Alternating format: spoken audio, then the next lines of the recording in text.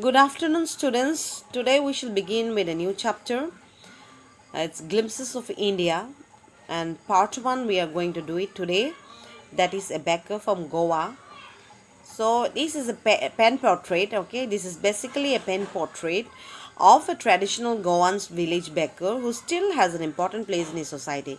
So in Goan society, the village baker is very important, and he still occupies a very important position in his society.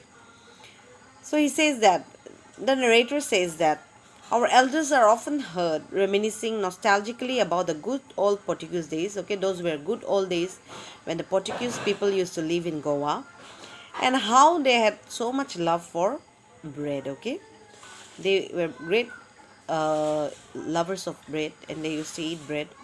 Those eaters of loves might have vanished, but the makers are still there. Okay, so maybe the Portuguese left India, but still they have left all those signs in the people who stayed back. Okay, there were some people who stayed back, and from that the Goan people learned how to make bread from these Portuguese people.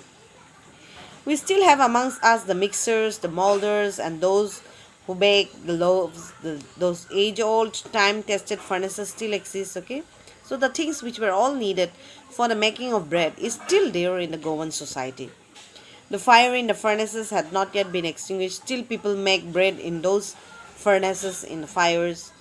The thud and jingle of the traditional baker's bamboo heralding his arrival in the morning can still be heard in some places. Okay, the baker's bamboo. Okay, the baker used to carry the loaves in his bamboo, and he used to make a sound whenever he used to take down that traditional bamboo, and people used to come and buy from him. Okay, so still it is left in some of the houses, in some of the places it can still be heard.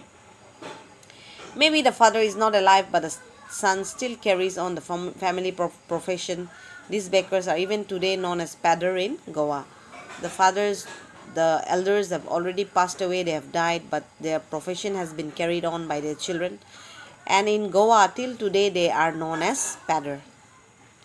During our childhood in Goa, the narrator says that in Goa, during the childhood, okay, the baker used to be our friend, companion, and guide. He was their best friend, companion, and guide when they were very small kids. He used to come at least twice a day. In one day, he used to visit the houses twice. Once when he set out in the morning on his selling round, and then again when he returned after emptying his huge basket. So what? Early in the morning, he take his basket full of bread, and he used to meet the children with his basket full of breads. And the second time when he meets them is when he returns home, when he is returning home with an empty basket. The jingling thud of his bamboo woke us from his sleep. Okay, the basket made of bamboo makes a sound, a jingling sound, which used to wake the children up from their sleep. And because they want to eat bread, everyone was fond of bread. Okay, and we ran to meet and greet him. Why was it so? Was it for the love of loaf? He says, was it because we as children loved loaves? Not at all. He says that no, it was not only the love for loaves. The loaves were bought by some Pescain or Bestine, the maid servant of the house. Okay, some people, the Pescain or Bestine, they were known as the maid servant. Okay, so they used to buy. They used to come and buy the breads from the baker. What we longed were those bread bangles which we chose carefully. Sometimes it was sweet bread of special make. Okay, no, not, but because they longed for bread bangles which were sometimes uh, sweet bread of special make. So it was sweet bread made very specially. The baker made his musical entry on the scene with a jang jang sound of his special made bamboo stuff. One hand supported the basket on his head, and the other hand banged the bamboo on the ground. Okay, he carried the bamboo along with the basket. Okay, so one hand was there on the head supporting the basket, and with the other hand he used to make a sound with the bamboo that he was carrying in order to alert people that he had come to sell loaves. He would greet the lady of the house with good morning and then place his basket on the vertical bamboo, okay? And that bamboo was not only used for making sound, but it also supported the basket. So he used to keep the basket on top of the bamboo, and he would greet the lady of the house with a good morning. We kids would push aside with a mild rebuke, and the loaves would be delivered to the servant, okay? The kids used to go and run in order to take the bread, but the bread were taken by the servants. I can still recall we would climb a bench, but we would not give up, okay? Though the maids, the servants used to take away the bread, but the children still, they did not give up. What they would do, they used to climb a bench or the parapet and peep into the basket, okay? So they liked the different kinds of breads which were very tasty, sweet. So they wanted to have that. So in order to have a look at that, they used to climb on the bench or on the parapet and peep into the basket. Somehow I can still recall the typical fragrance of those loaves, and he says that till today he remembered the smell of those loaves. Then love for the elders and the bangles for the children. Then we did not even care to brush our teeth or wash our mouths properly, and why should we, okay? Then after having those before having those breads, they did not even care to brush their teeth also. And why should we? Who would take the trouble of plucking the mango leaf for the toothbrush? Okay, in those days there was no Colgate or toothbrush. So what they used to do? They used to pluck the mango leaf for the toothbrush. Okay, with the branches, with the twigs and all, they used to brush their leaves. And why was it necessary at all? The tiger never brushed his teeth, so he adds some humor in it by saying that why is it necessary for us children to brush our teeth? After all, have you ever seen a tiger brushing his teeth? And still his teeth is sparkling white, okay? Hot tea could wash and clean up everything so nicely after all. And after taking the tea, what is there? It already cleans our teeth. Marriage gifts are meaningless without the sweet bread known as ball. Okay, so the children were very fond of one particular bread which was known as ball. Okay, so it was very sweet, and he says that marriage gifts are meaningless without the sweet bread known as the ball. Just as a party or a feast loses its charm without bread. So if in a party or in a marriage party there is no bread, then there is no meaning in it.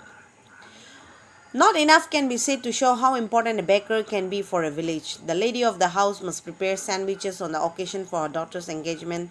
Cakes and bolinas are a must for Christmas as well as other festivals. Yes, the lady of the house can prepare sandwiches on the occasion of her daughter's engagement. Okay, sometimes they can prepare sandwiches, but cakes and bolinas are a must for Christmas as well as other festivals. Thus, the presence of the baker's furnace in the village is absolutely essential, and that is the reason why the presence of a baker is very, very essential in the village.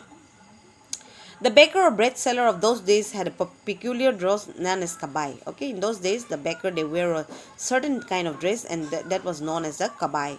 It was a single piece long frock reaching down to the knees. In our childhood, we saw bakers wearing a shirt and trousers which were shorter than full length ones and longer than half pants. Even today, anyone who wears a half pant which reaches just below the knees invites the comment that he is dressed like a paddler. So anyone who wears a pant like the baker is given a comment that he looks like he is dressed like a paddler. Paddler means the village baker. Okay. The baker usually collected his bills at the end of the month. Okay. Monthly accounts used to be recorded on the wall, on some wall with pencil. Okay, so the people in the village, they used to write down the amount to be paid to the baker on a piece on the wall, and the payments were done after the end of the month. Baking was indeed a profitable profession in all days. Okay, it was very profitable. People earned a lot by baking. The baker and his family never starved. Okay, they were very prosperous people. They earned enough. They never starved. They were never hungry. He and his family and his servants always looked happy and prosperous. Even the baker had a large number of servants, and his families, they look happy and prosperous. Their plump physique was an open testimony to this How can the children say that they were very rich people? How the narrator can say that they were not very poor people? Because they were fat and they were healthy. This shows that they were not poor. They had enough to eat. They lead a very comfortable life. Even today, any person with a jackfruit like physical appearance is easily compared to a beggar. So, even today, if anyone is seen fat and has the appearance like a jackfruit, then he or she is compared to a beggar. Okay, so basically, this chapter is about the beggar which existed in the Goan society, and how he played a very important role in the village in those days. So, this is the end of the lesson. I hope you enjoyed it. Thank you.